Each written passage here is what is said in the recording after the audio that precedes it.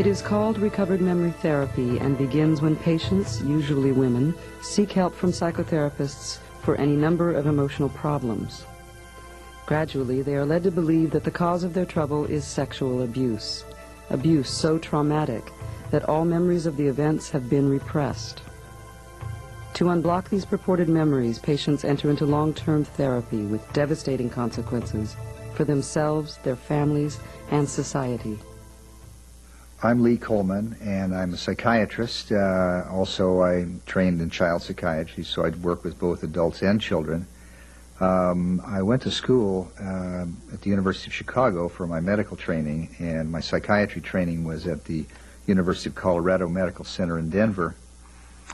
And almost from the very early days of when I began to practice psychiatry in 1969, I began to see things that concerned me, particularly when psychiatry would get involved in issues having to do with state power, state authority, and the law.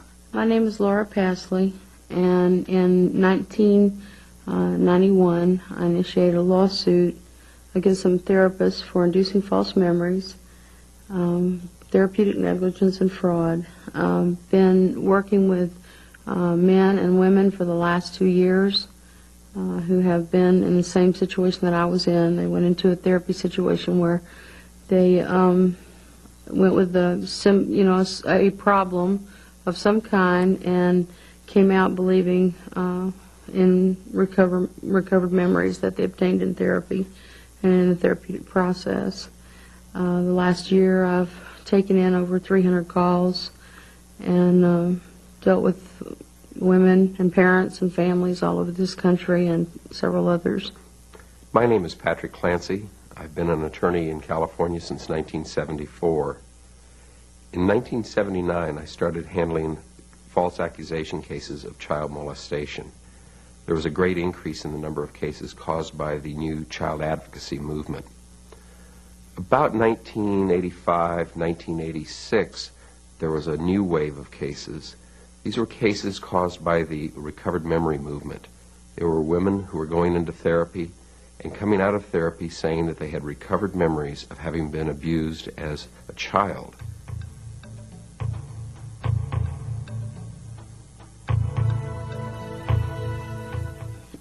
December 20th, 1985, I went to therapy for bulimia.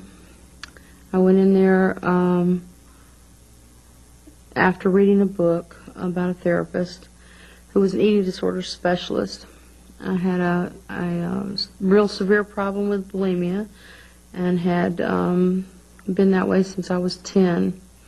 In 1981, I had found out it had a name, so all that time growing up, I thought that I was abnormal or something, was severely wrong with me, because I didn't know of anybody else that did that, binging and purging. I got to a point at times in my life where I was binging and purging, sometimes 15 to 20 times a day.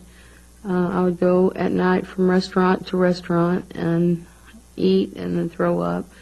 My weight would fluctuate, but I kept it usually about 130 pounds. I weighed 132 pounds when I went to the therapist. We began the first day by him telling me that I had a death wish, that his exact words were, to have a death wish to the magnitude that you have, you had to have buried something so traumatic and so horrible that it would take years of hard work and hypnosis to uncover the uncover the damage, uncover what caused it. I've talked to a number of my clients who are now suing their therapist, who session after session would come in, and the stated purpose of the session was to explore for memories of childhood sexual molestation. Now, they didn't say you were molested by your father on such and such a date, but they set the ground rules, and the ground rules were, we're looking for sexual molestation that you have repressed.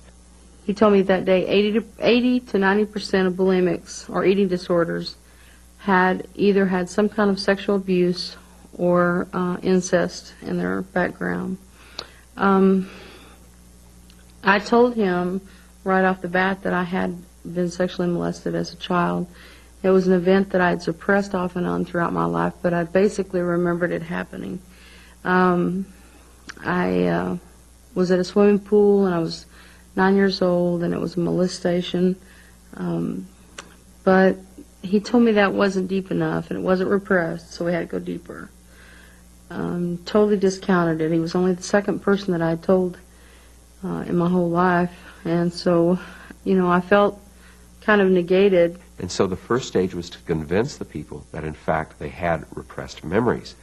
In the patients that I have represented, they even fought this. They say, no, I didn't. And the therapist would keep insisting, this is the explanation of your problem.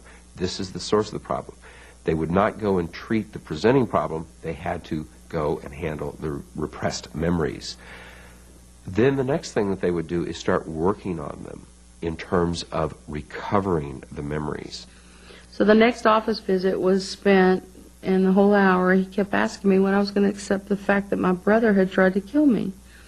Because the image that had come into my head was of a boy holding a pillow over the face of an infant. So the age correlation would have been the same as my older brother, who he knew I always had problems with. And I kept arguing with him, this couldn't have happened, this didn't happen, this isn't, it was just a dream. Because it felt like a dream, only I was awake. He said it was a flashback. And until I accepted the fact that my brother had done it, had tried to do this to me, that I wouldn't get on the road to getting well, that we had to find the trauma that caused this. So after I left there, I was real upset, and I called pastor friend of mine, and I was real shook. And I got home, and the pastor's secretary called, and she read the Bible to me and just kind of quieted me down. But at that point, I began, perceiving my family differently. They became people who had the potential to hurt me, the potential to be evil, when I had never known that before. We had problems in our family, but I never perceived them as evil people. After that, the images just kept getting bigger and bigger each time. Every single session, he had me then coming twice a week. I'd gone from once to twice a week. And the images started getting worse and worse. My older brother had begun in the images molesting me, at different times. And then it escalated to my mother. I had one particular flashback where I was sexually abused with a coat hanger by my mother. And at that point, he began telling me how evil my mother was, and that my dad never protected me from her. And so by this time, I had a vision of my entire family being capable of some pretty evil things. Every session was a trauma search. I think it's absolutely an outrage from every point of view, from a scientific point of view, from a legal point of view, from an ethical point of view, from a mental health point of view. First of all, there is no such thing as recovered memory as it's being described by the movement of therapists who have created this.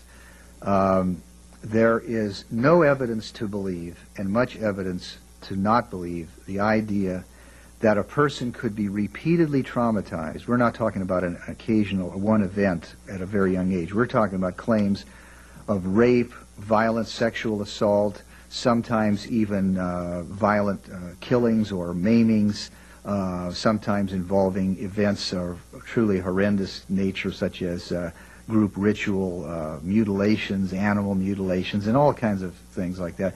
But even in cases that don't get that far, we're talking about allegations which involve repeated bodily violations in the age range of, 8, 9 years old up to 15, 16 years old, and then the claim that I didn't know about this until my therapy helped me recover it. In the whole 4-year period, it started out with those type and ended with my therapist, or me imagining having watched my granddad hang someone.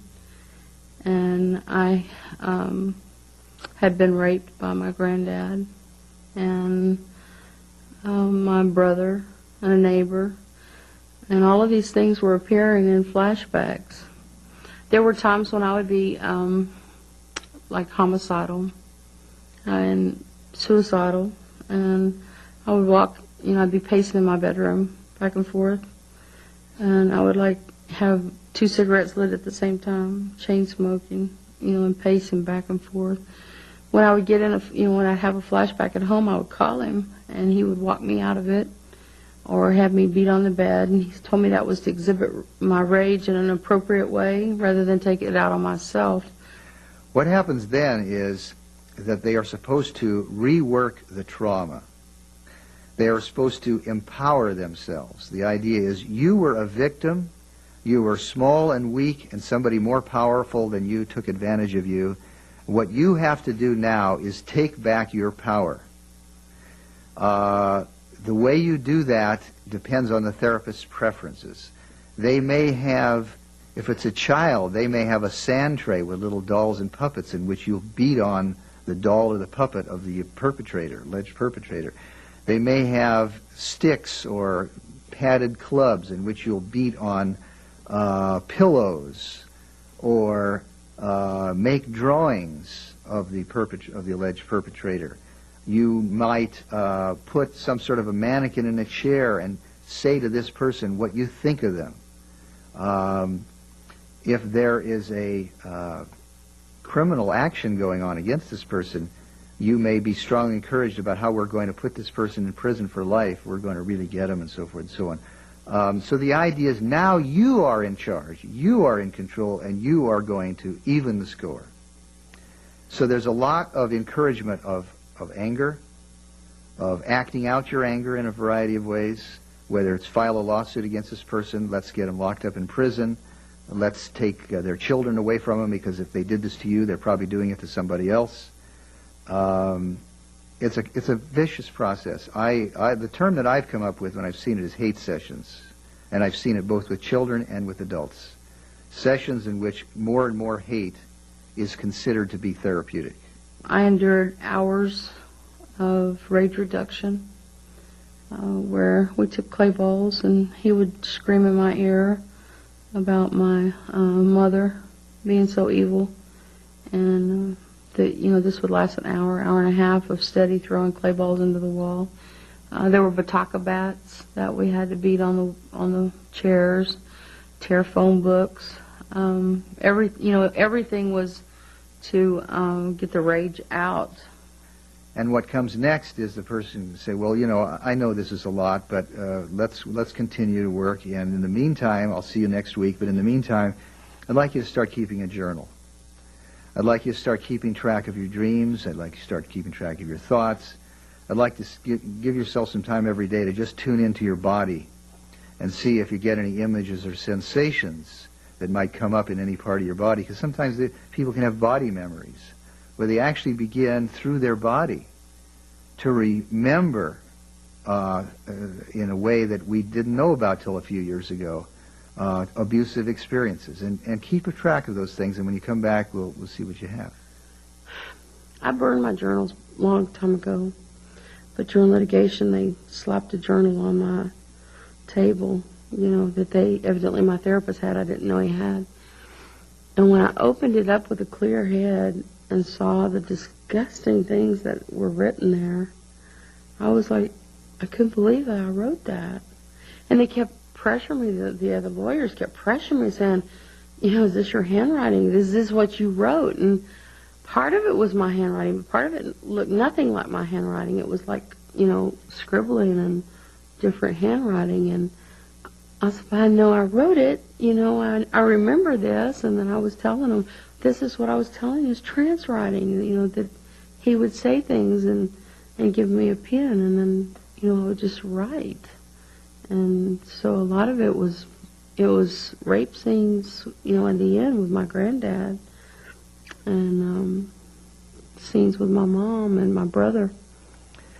So the impact on the patient is that they begin to put more and more of their energy into their new society. Their new society is the therapist and the peers that they have gained either through a group therapy or other contacts. Maybe they've gone to a conference that they've heard about. They sooner or later meet other people in the recovered memory movement. This becomes their new world. And they basically put all their chips down on that. This means that for them to ever really question whether they have been a victim of manipulation by the therapist is extremely difficult. Imagine the embarrassment, the humiliation for you to recognize that you falsely accused your parents of some horrendous things. Most people are not willing and will go then the rest of their life believing this and cut off from their families. From the point of view of the parents who are accused, it's devastating. You've gone through your life. Most people I've talked to are more than willing to admit, yes, I made some mistakes. Sometimes the families have not always been perfect because the fact that their son or daughter is in therapy is a sign that there were problems in the family. They don't make any bones about that. They admit, yes, I was not as good a father as I wish I had been. There was this going on, there was that going on. But I never would, even my wildest imagination, ever even think of the kinds of things that she accused me of. And so here you are in your later years, and it's the kind of thing where if somebody's accused of molesting a child, you can't ever really escape it. Anybody who hears about it always wonders, was it true? Could it be true? There's humiliation, there's degradation. Your own sex life goes to hell. You've lost a daughter. And what about if you have other sons and daughters? What happens is they are forced to take sides as well, because the accusing person will often go to their brother or sister and tell them, you know, aren't you having any memories yet? Because you were part of it. I remember that you were abused when I was. I've had cases where they say, you know, you also abused me because Dad made you. Don't you remember that? What happens then is sometimes the brother or sister will gradually get on board and start saying the same thing. Other times, no. They will hold firm and simply say, this is nonsense. But it can happen then that the parents can lose more than one child. I've seen it happen that the father can be accused in this way, and the mother, forced to make a choice between the daughter and her husband, will make a choice to the daughter, even though she has ever saw anything that would suggest these events could have taken place. Because she wants that relationship with the daughter, she will then side with her. So the impact is overwhelming on everybody. It's just basically like taking a bomb and dropping it in the middle of your life. I've had cases where a person was remarried and a daughter from an earlier marriage made an accusation after going through therapy of having a recovered memory of being molested. She then notified the authorities, and they went in and grabbed his children from the second marriage and took them out of the house. So what happens is, with no warning, they're facing a major civil lawsuit. They're facing losing of family members. Normally, their wife has been told, if you stay with him, I'll never speak to you again. You have to believe me. So a wedge is being driven between the wife and the husband. The family basically explodes all at one time. There's no slow build-up to this, because the build-up, as I found out later, has already occurred before the parent is ever notified. It's occurred during the therapy. It's unleashed in its full wrath on the parent with no warning. There is a group of therapists who basically feel that they are promoting the protection of women every time they can get a patient to say that a female patient say they were sexually abused. The reality is, of course, that this turns out to be a new form of abuse of women if they have not been abused and they're manipulated into believing that they have been. For 4 years, the memories never quit coming, and my life was getting more and more out of control. And every time I would tell him that, you know, things were getting worse for me, or my finances were bad, or my daughter was having a hard time, or I was about to lose my house, he would just tell me that you had to get worse before you got better. And so all I did was I just kept getting worse. The way that a person can end up being treated as a sexual abuse victim and manipulated into believing that they are of such a victim, despite the fact that they never have been sexually abused, never thought they were sexually abused, never came to therapy for that reason, starts with the orientation of the therapist. It has nothing to do with the patient. And this I've seen over and over again in my study of actual cases studying the therapy records. Has nothing to do with the patient. You can have any type of mental problem, from a very serious one to a relatively minor one: depression, anxiety, phobias, sexual problem, drug problem. And that is that the therapist has an agenda.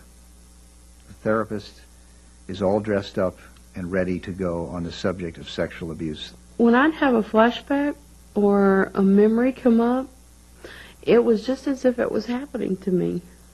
And so, even though those things didn't really happen, they did it in my head. And so, it was just as painful as if it had really happened. And then you add to that you trusted somebody so deeply with something so personal in your life, and then they screwed over you or duped you.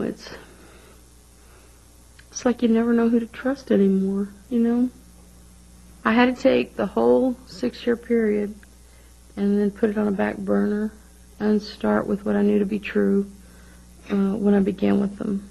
And that's whenever I started piecing things together. And then I had to go to therapy to deal with what I should have dealt with 6 years prior to that. So when I got through, I was broke. I was worse off emotionally than I'd ever been in my life. And my daughter was 12 years old, and I had missed 6 years of her childhood. And she was angry, and the lawsuit helped me compensate financially for what they took from me, but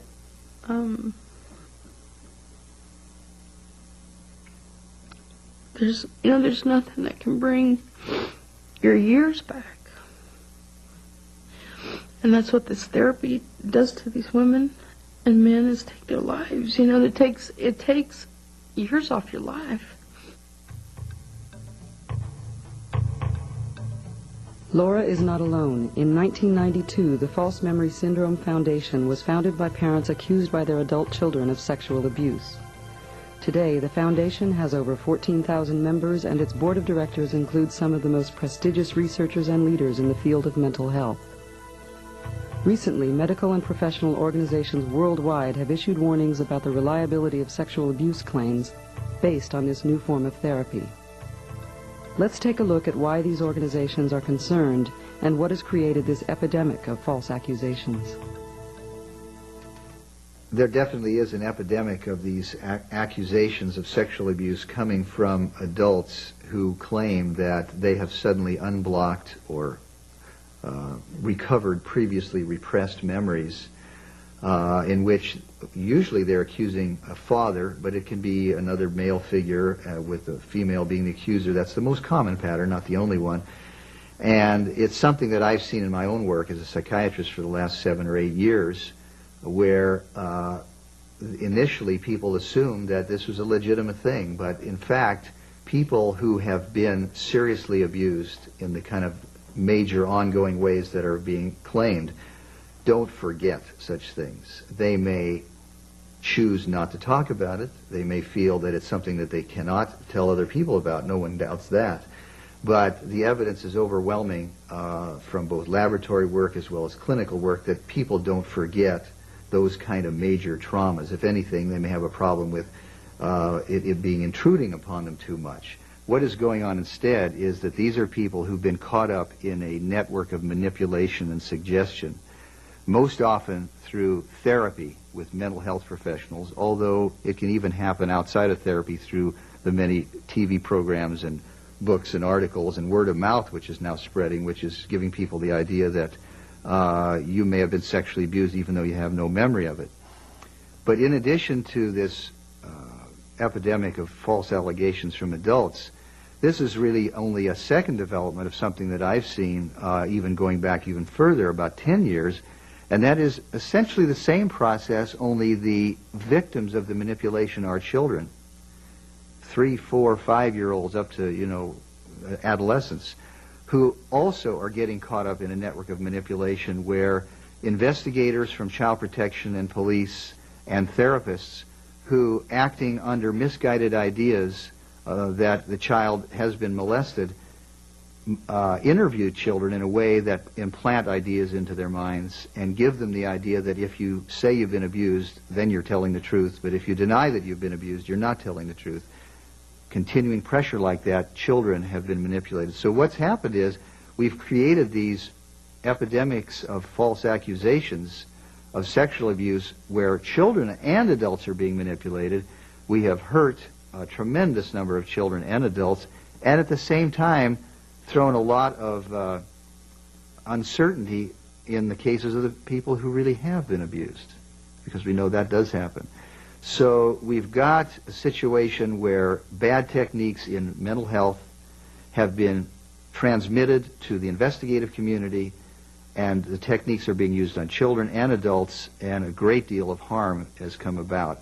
Pat, I'm wondering if you've seen this in your practice of law.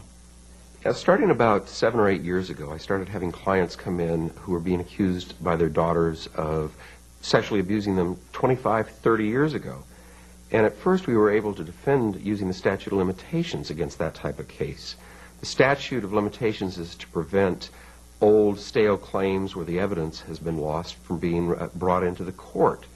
However, at that time it became politically correct to allow these lawsuits, and so the legislature extended the statute of limitations to virtually life.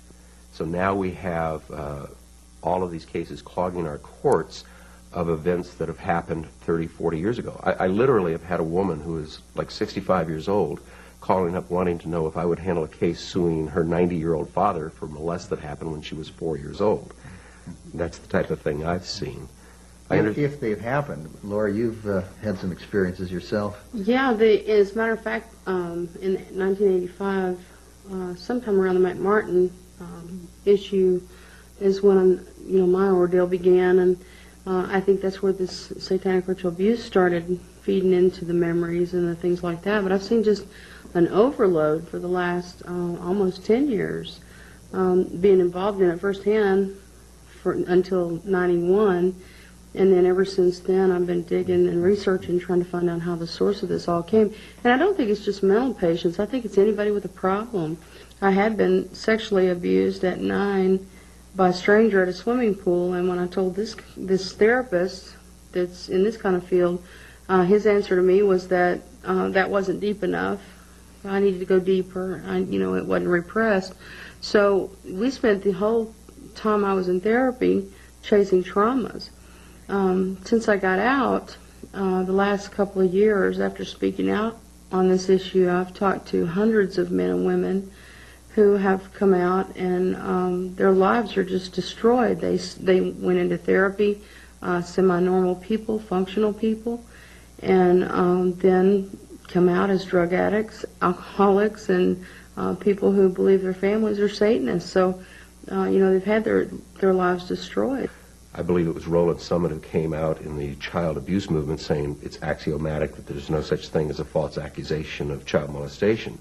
Then as I started looking into these clients and the literature that was coming out in the recovered memory movement, I again saw Roland Summit, and he was now saying there's no such thing as a false accusation when a woman has a, quote, recovered memory.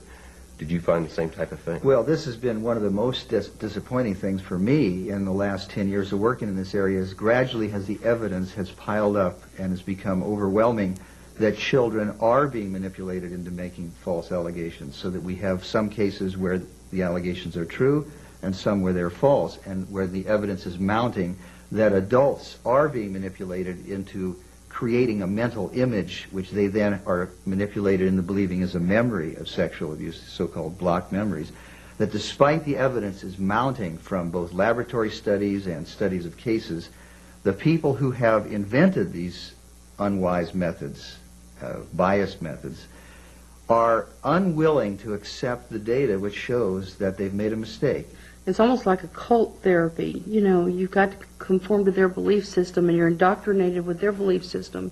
And if you doubt them, or you say, well, this doesn't seem real, or this isn't real, or this memory doesn't, feel like real other memories I've had, then they say you don't want to get well, or you don't want to get past your problem, or you're in denial, or you're protecting your family.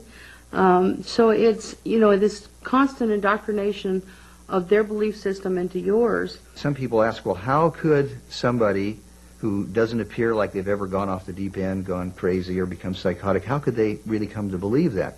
But I think in line with what Laura's saying, it's really important to keep in mind what kind of tremendous pressures are being put on these people. It's not only the feedback from the therapist that you really want to trust, who's telling you, you know, you're just not admitting to yourself all that's happened, you need to keep working on unblocking the memories.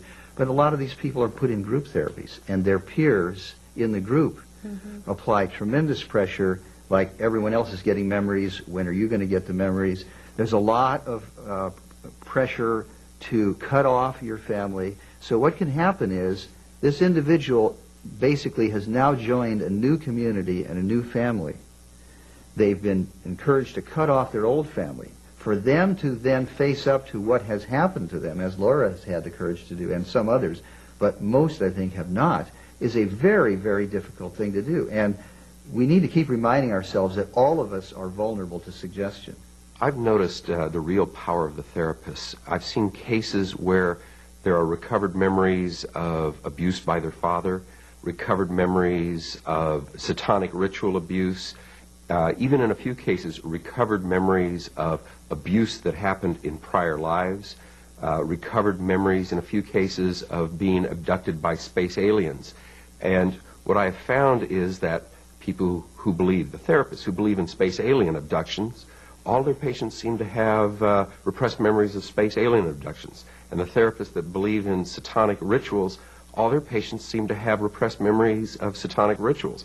And those who believe in repressed memories of the father abusing the child, all their patients seem to have repressed memories of being abused as a child. That's just one of the many types of evidence that we have that the claim of suddenly discovering a new phenomenon of blocked or repressed memory of sexual abuse is not legitimate. It's not that the therapists are knowingly or consciously indoctrinating people in the sense that they know that what they're going to get this person to say isn't true. There's really a lot of rewards and feedbacks for the therapists who get on this bandwagon. They really think of themselves as crusaders. They feel that they are helping to wipe out a social problem, which we all agree. There is a lot of abuse of children, of women. And they are then trained in methods which there's no doubts presented in the training that they get. They are trained to believe that this is the way to do it, this is a new wave. As far as then as what happens, so that the therapist really has their heart in it, and I think that makes it that much more effective. I think then what happens is that when a patient comes in, whether they present with depression, anxiety, eating disorder, sexual problem, maybe a drug problem, the therapist can present to the patient that, you know, I've seen these kind of symptoms, and we are finding out that these are typical of people who have had abuse experiences in their life. And has that happened to you?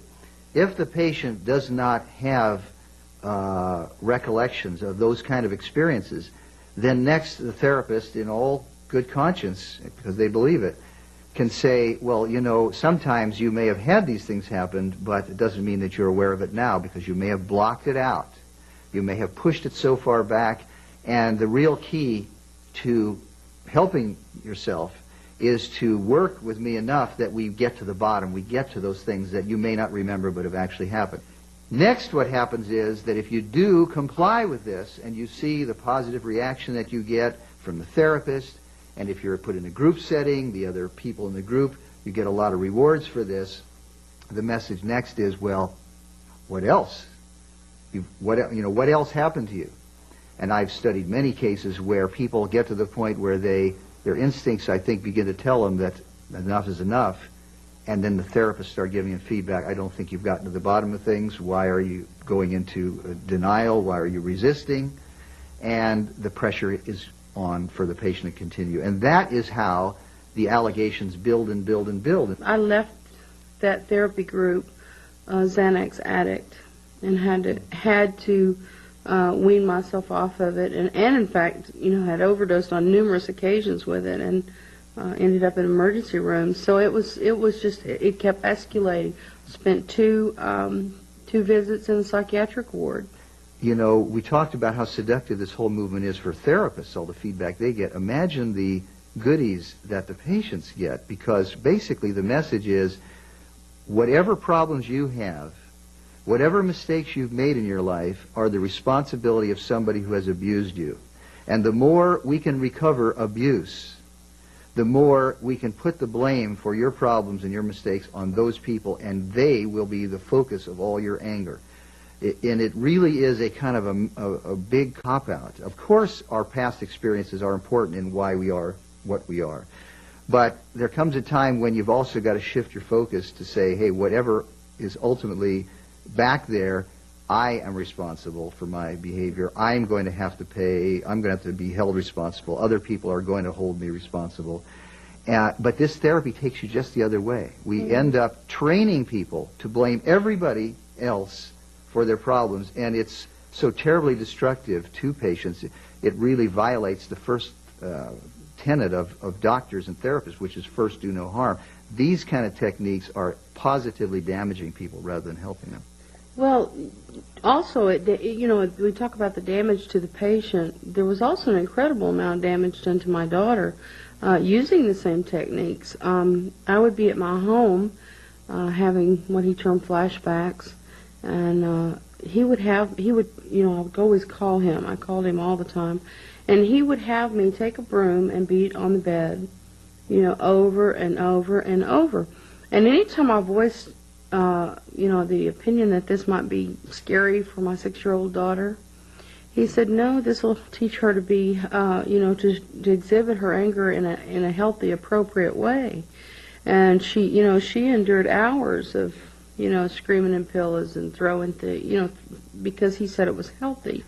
Seems to me that this whole process starts with the original diagnosis of a repressed memory.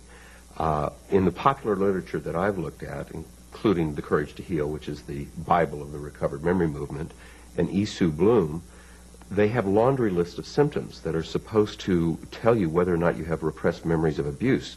You could be a victim of sexual abuse if you are overprotective of children, are unable to protect children, are super alert, are spaced out, are promiscuous, are frigid, have gastrointestinal problems, suffer from gynecological disorders, suffer from headaches, are a risk taker, are unable to take risks, are an alcoholic, abstain from drinking, avoid mirrors, like to wear baggy clothes, have recurring dreams, fear dentists.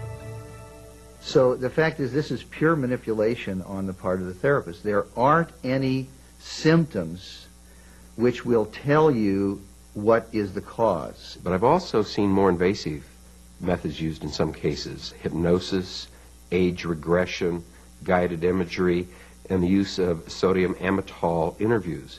If somebody makes a claim during hypnosis, during an amytal interview, or using some of these other methods that you've described, age regression and so forth, they and the therapist may have a belief that, oh, now we know it's true because you didn't just tell me, you said it, quote, under hypnosis. You said it during an amytal interview. They may put greater faith in it than if they just recounted it in an ordinary interview. So actually, these techniques are worse than if nothing was done, because you are encouraging false information and giving it a false credibility. And as a matter of fact, back to your area, the courts have even recognized, as you know, that interviews done under these circumstances are particularly suspect, and in some cases have actually blocked and prevented those kind of interviews from being done. So I think the courts have recognized what in the mental health field we know, that these techniques should not be used if your goal is to have accurate historical information. Well, so far we've been talking about the effect on the patient. One of the things that I would like to talk about is the effect upon the person who's being accused. I know Laura here was, in essence, an accuser at one time, but I've had many people come in who are being sued, and the patterns I'm seeing are repetitive. It's always the same way. Usually they get a phone call from their daughter saying, I can't see you anymore, I'm in therapy, I need time alone, please honor my request, and they become isolated. Then weeks or months may pass, and they're invited to a group therapy session, or a family therapy session is the way that it's represented. They go there, and they're told, she has something to tell you, you shouldn't talk back to her or anything, that'll delay her recovery. Just listen to what she has to say. They sit down, and for the first time, the father hears that he's being accused of some horrendous act, and he's being told not to deny it because that'll hurt her therapy, not to say anything. In many cases, the wife is being asked, do you believe me? And if you don't believe me, I never want to see you again.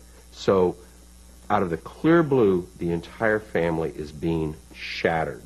One individual's mother, after she left a message on the accusing daughter's telephone recorder, and then promptly drove her car off a bridge and killed herself. There's parents that are dying There over have definitely been suicides. Suicides, not only suicides, but stress from, the heart attacks. We've seen what false accusations can lead to. The next step is knowing what to do about it.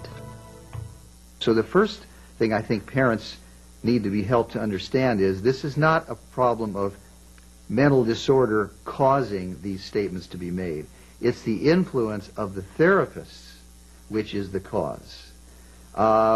Many times the parents want to believe it's mental disorder because it kind of excuses their son or daughter as though, well, they're not doing this to me, mental illness is doing it to me. But the fact it is the son or daughter that's doing it. Ultimately, it's the therapist that is behind it, but the son or daughter has allowed themselves to be victimized. I think the next thing that I see is parents who feel that the way to respond is to try to placate their son or daughter, to apologize, even though they say, well, this didn't happen, but if I've done something to make you this angry, I'm sorry, and isn't there any way we can reconcile? In my experience, that encourages the hostility to get even more. It's taken as an admission of guilt. It's taken as a sign that the attacks will escalate until you finally will admit that it happened. And what I recommend to parents is that they take the opposite approach, that they take a very strong approach in which they say, not only is this not true, but wherever this is coming from, you are the one that is going to have to rethink what you're doing before our communication is going to change. The ball is in your court. And wherever you've got these ideas from, you're going to need to look at that. But I'm not going to degrade myself. I'm not going to sell my dignity in order for us to have a relationship. I've seen parents and talked to parents who tell me that they're almost willing to go ahead and say, well, I did this just to have a relationship with their daughters and their grandchildren. And in particular, they're missing out on the grandchildren. They say, if I just admit this happened or say this happened, that, then it'll all be over with. But it's not all over with. It's just beginning at that point, and they don't realize the consequences of saying that. If you admit to something that never happened, then basically you will live the rest of your life as a humiliated, degraded person. I don't think anybody should ever do that, and I don't think it will ever heal a relationship. Lee, I'm dealing with retractors all over the country and Canada. I talk to them one-on-one, and one of the biggest concerns that we have is what to do with them. If I were to send one to you, what would you do with them? What would you do with what's happened here? I think the first thing that I would do is spend as much time as we needed for them to tell me everything that happened. In other words, what were the kind of problems they were having which led them into the therapy? What was the therapy process like? How did they come to believe these things? What do they think now about it? Make sure that they had a chance to really explain the whole thing to me. I would then say that I would like to study their records, get them to sign a release form so that I could obtain all the therapy records from whatever therapy, whether it's in a hospital or clinic or both, and read all that material, and then ask them, okay, now that you've come to me because you think something was not right about this, do you feel you still need therapy? Put it in their lap. That is, give them the responsibility and the power. Do you feel you need therapy? Forgetting about what any therapist has ever told you, any article has ever said, your own judgment, your own feelings. Do you need therapy? And if so, what would you want to work on? I've seen a lot of positive movements recently in stopping this epidemic. In the area of science, we have the top memory researchers in the country are now focusing on the issues of repression and on the issues of child sexual molestation.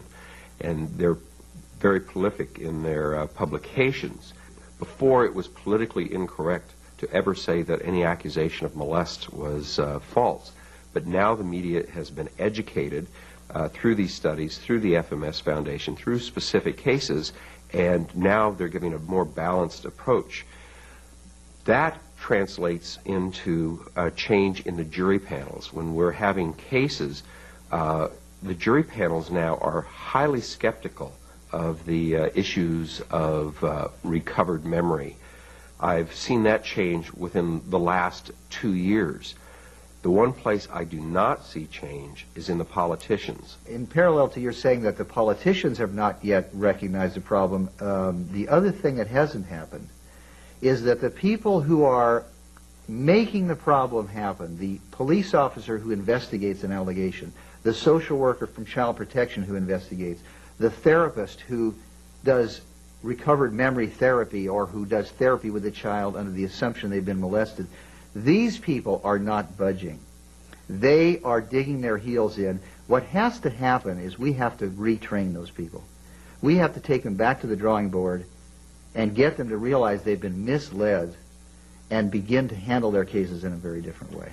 Well, I'm aware of why they're being mistrained. I managed to get my hands on the training manuals for the police in the state of California back over the last 8 years. And when I looked through them, I found not even one sentence about false allegations. And with all this research going on memory, on suggestibility, I couldn't understand why. And then I took a look at the front of the manuals to see who wrote them, and it was a combination of child advocates and police officers. So in essence, the manuals that are being used by the police officers have been censored of all of the scientific research that has gone on over the last 8 years. It's interesting that you should bring that up, because I just recently read an article about a study that came out from the National Child Abuse and Neglect Association, and they investigated over 12,000 claims of group satanic ritual abuse and found no evidence for any of it to be true. They had put 11,000 police officers, therapists, doctors, everybody trying to determine if there were any truth to any of these allegations, and found not one single case. And that's just recently been published. I believe the final chapter of the recovered memory movement is being written at this time. What is happening now is that retractors and third parties are starting to sue these therapists for malpractice. The other thing that I've seen is the American Medical Association, the California Association of MFCCs, and the American Psychological Association have all recently come out with warnings, some of them very direct, saying you're going to get sued for malpractice, others saying recovered memory is fraught with danger, warning their members that they're going to get hurt if they practice in this area, and to be very careful. Well, since I settled my lawsuit in '93, the media has given a more balanced view of things. Used to, it was always on the survivor side, the cult side, that type of thing. Now they want to see what's going on in the therapist's office. They've gone into therapist's office, and they're given a real balanced view of things. Some of them just present both sides, but still when they do that, I mean, it's so illogical what's going on in there in some cases that, the normal person reading this is just appalled. And I've noticed even a change in my office, where when I began this, it was like nobody talked about it. They knew I was doing something, but they really didn't talk about it. So the attitude, to me, of the American public, period, is changing. They're starting to be more skeptical. They're starting to think about this stuff and realize that it can, therapy can induce false memories of sexual abuse, and I think they're asking questions more. Not only in therapists' offices do sensational descriptions of recovered abuse pass for historically accurate accounts of the past. Talk shows have given a forum to Hollywood personalities to describe their revelations of abuse, pitting retractors against survivors in heated confrontations. And the tenets of the recovered memory movement have been popularized in self-help books. 750,000 copies of The Courage to Heal alone have been sold. One of my first big introductions to the recovered memory movement was sitting down and reading this 400 to 500 page book entitled The Courage to Heal. What I found was there's a chapter that has a list of symptoms, and if you have these symptoms, they explain that you have repressed memories of childhood sexual molestation. The problem was that this laundry list of symptoms basically fit every human being in the country, but only gave one explanation. If you were depressed, if you were overly happy, if you were protective, if you weren't protective, it just went on and on and on. The next chapter sat there and said, well, it doesn't matter if you don't have any memories of being abused. We'll help you remember. And they actually had exercises and things to do to help you remember your abuse. Then after you worked through that chapter teaching you how to remember your abuse, then the next chapter went on to teach you how to believe your abuse. In other words, if you weren't certain if this was real or not real, it told you to believe. The evidence is very clear that the things that we knew before are just that much more important to pay attention to. In other words, we now have documented how easy it is to get somebody to come to say things that we can prove didn't happen. And it doesn't have to be a little child. It could be any age. People like Stephen Ceci at Cornell have summarized hundreds of studies of both his own and others showing that all people can be manipulated into saying and apparently believing things that didn't happen. Elizabeth Loftus is another important person who has demonstrated in some specific examples of making suggestions which everybody knew were not true. Our representation of the past is not fixed and immutable, but a living thing that changes shape, expands, shrinks, and expands again. An amoeba-like creature with powers to make us laugh and cry and clench our fists. Enormous powers, powers even to make us believe in something that never happened. My own study of cases over and over again, I've seen examples of statements made by adults or children which factually could be proven could not possibly have taken place. It's not just a matter of opinion, but were either physically impossible or were factually proven couldn't have happened. So the evidence has just become that much stronger from the research that memory is a fragile thing. It doesn't mean that the person is lying. And I would say probably the most important thing to keep in mind here is that if in an individual situation we must try to make a judgment as to whether or not what somebody says is a memory is reliable, we must study not just what they say now, and certainly not just how they say it. A lot of people think you can study their demeanor, their facial expression, body language, because if they actually believe it, they're going to look like somebody who's telling something that really happened. You must take a historical approach. That is, you must study the possible influences on the person that may have influenced what they are now saying. No research had to be done when the recovered memory movement started. The research was already there about how memory worked, about how memory was malleable, about how hypnosis leads to suggestibility, about how age regression causes inaccuracies. It had already been researched. What the recovered memory movement did is they ignored all the scientific research that was already available, and they continue to ignore it. A person who's being accused of a sexual molestation based upon a recovered memory during therapy is much better off today than they would have been just 5 or 6 years ago. The research is getting out to the public through an organization called False Memory Syndrome Foundation.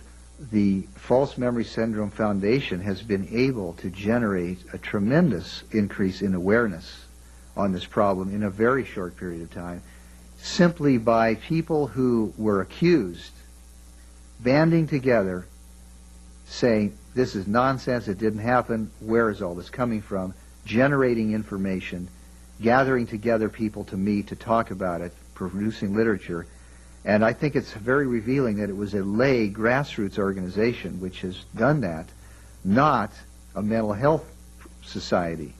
Laura Pasley is one of these lay people. She now works with men and women who have endured recovered memory therapy and with families who have been falsely accused of sexual abuse by their adult children. The month after I settled the suit, I stepped up on a podium in Dallas for the first time.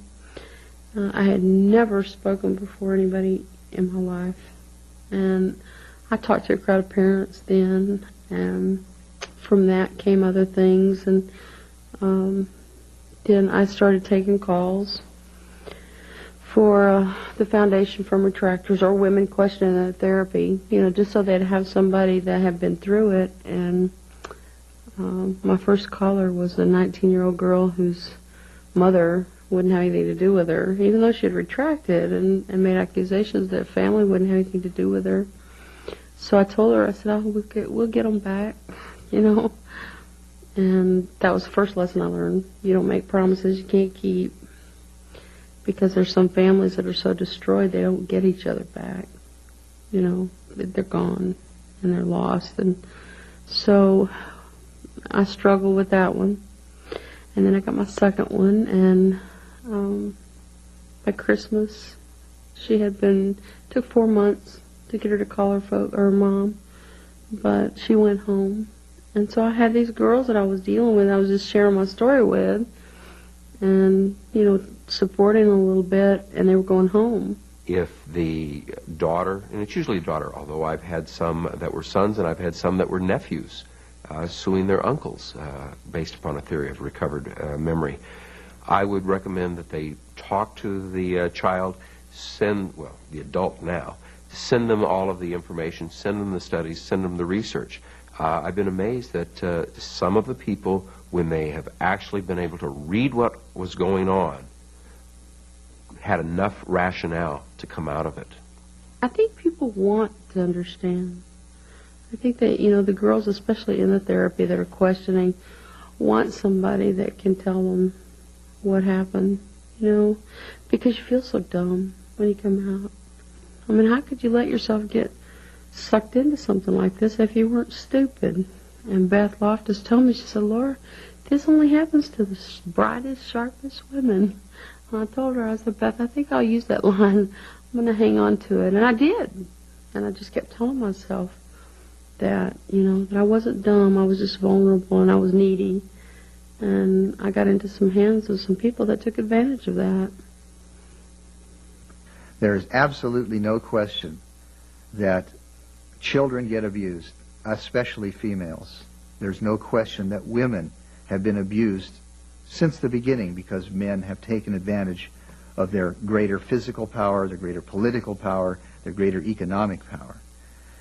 The tragedy is that by the excesses of the child protection movement, we have now created an epidemic of false allegations, which makes it that much harder to put our resources and our energy into truly protecting real victims. I think the many thousands of adult women who know they were abused as children don't need any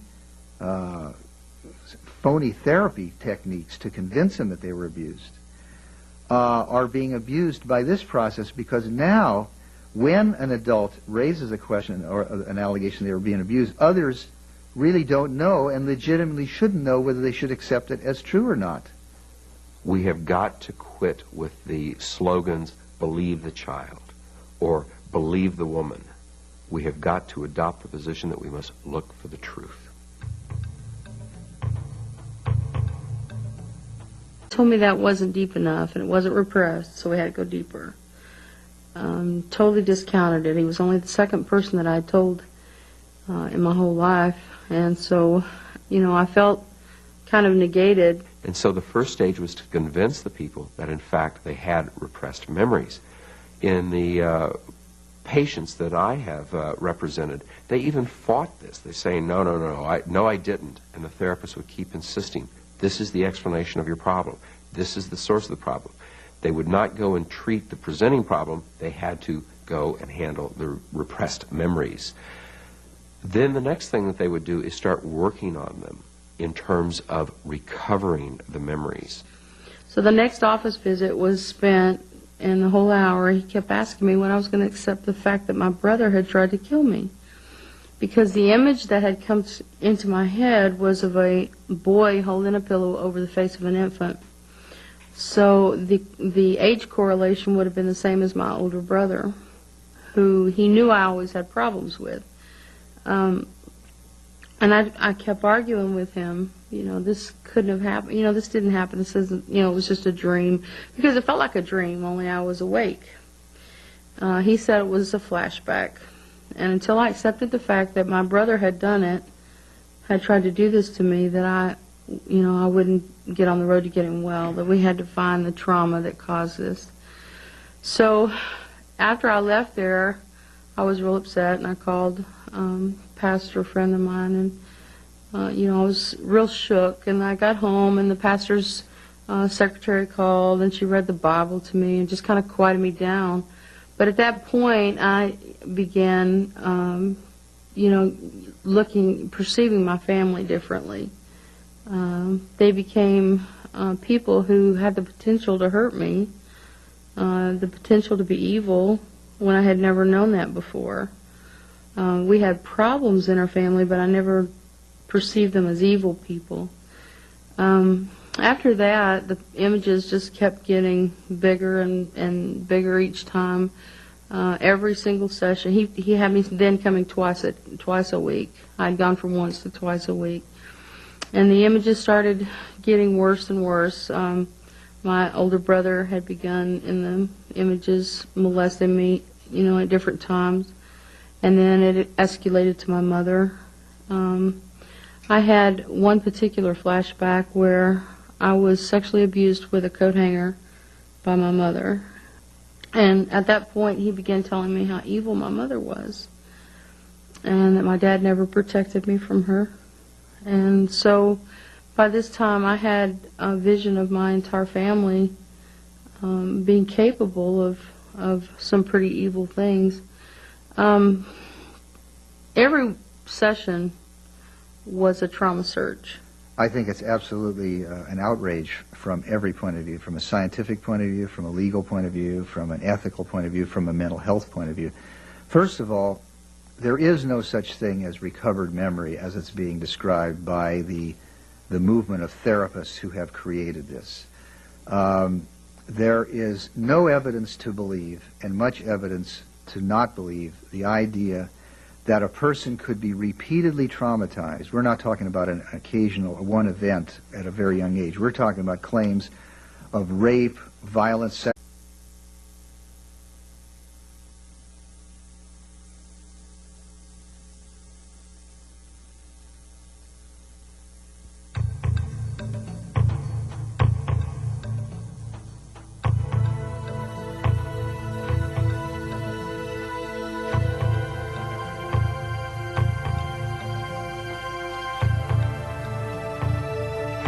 It is called recovered memory therapy and begins when patients, usually women, seek help from psychotherapists for any number of emotional problems. Gradually, they are led to believe that the cause of their trouble is sexual abuse, abuse so traumatic that all memories of the events have been repressed. To unblock these purported memories, patients enter into long-term therapy with devastating consequences for themselves, their families, and society. I'm Lee Coleman, and I'm a psychiatrist. Also, I'm trained in child psychiatry, so I work with both adults and children. I went to school at the University of Chicago for my medical training, and my psychiatry training was at the University of Colorado Medical Center in Denver. And almost from the very early days of when I began to practice psychiatry, in 1969, I began to see things that concerned me, particularly when psychiatry would get involved in issues having to do with state power, state authority, and the law. My name is Laura Pasley, and in 1991, I initiated a lawsuit against some therapists for inducing false memories, therapeutic negligence, and fraud. Been working with men and women for the last 2 years who have been in the same binging and purging. I got to a point at times in my life where I was binging and purging, sometimes 15 to 20 times a day. I would go at night from restaurant to restaurant and eat and then throw up. My weight would fluctuate, but I kept it usually about 130 pounds. I weighed 132 pounds when I went to the therapist. We began the first day by him telling me that I had a death wish, that his exact words were, to have a death wish to the magnitude that you have, you had to have buried something so traumatic and so horrible that it would take years of hard work and hypnosis to uncover uncover the damage, uncover what caused it. I've talked to a number of my clients who are now suing their therapist, who session after session would come in, and the stated purpose of the session was to explore for memories of childhood sexual molestation. Now, they didn't say you were molested by your father on such and such a date, but they set the ground rules, and the ground rules were, we're looking for sexual molestation that you have repressed. He told me that day 80 to 90% of bulimics or eating disorders had either had some kind of sexual abuse or incest in their background. I told him right off the bat that I had been sexually molested as a child. It was an event that I had suppressed off and on throughout my life, but I basically remembered it happening. I was at a swimming pool, and I was 9 years old, and it was a molestation. But the situation that I was in, they went into a therapy situation where they went with a problem of some kind and came out believing in recovered memories that they obtained in therapy and in the therapeutic process. The last year I've taken in over 300 calls and dealt with women and parents and families all over this country and several others. My name is Patrick Clancy. I've been an attorney in California since 1974. In 1979, I started handling false accusation cases of child molestation. There was a great increase in the number of cases caused by the new child advocacy movement. About 1985, 1986, there was a new wave of cases. These were cases caused by the recovered memory movement. There were women who were going into therapy and coming out of therapy saying that they had recovered memories of having been abused as a child.